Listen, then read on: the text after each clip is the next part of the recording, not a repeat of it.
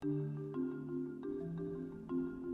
name is Mark Polinski, and I'm a PhD student here at the National Center of Marine Conservation and Resource Sustainability. I work with immune responses and pathogen detection in bluefin tuna.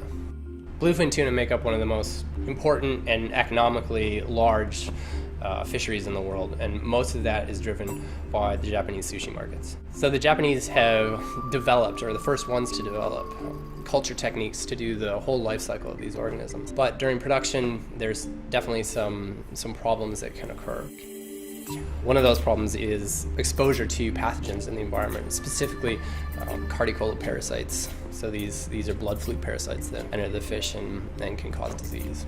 So we've been developing techniques here to detect parasitic DNA, and those techniques have been successful in identifying the parasite more than 2 months in advance of the previous methods of microscopy that were used. Currently we have actually one PhD student in Japan right now sampling fish, and then also we have the system worked out where they are able to send us samples directly, and then we process them here and send them back the results.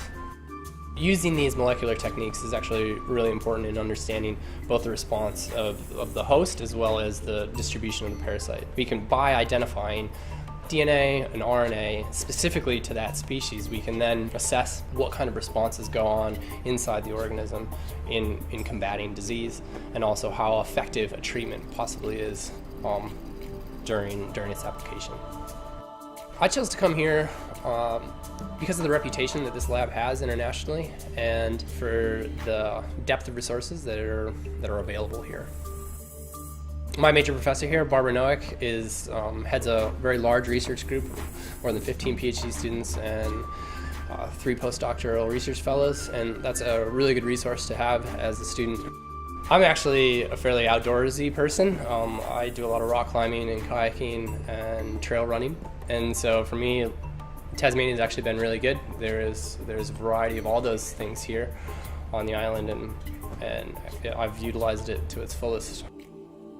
When you don't know the sequences and you've got to develop all these problem-solving techniques to try to identify what sequences are likely to be there and what aren't, and all these interactions that go in, it's fairly complicated. So when you get one of those results, it's pretty satisfying to say, "Oh, we found it."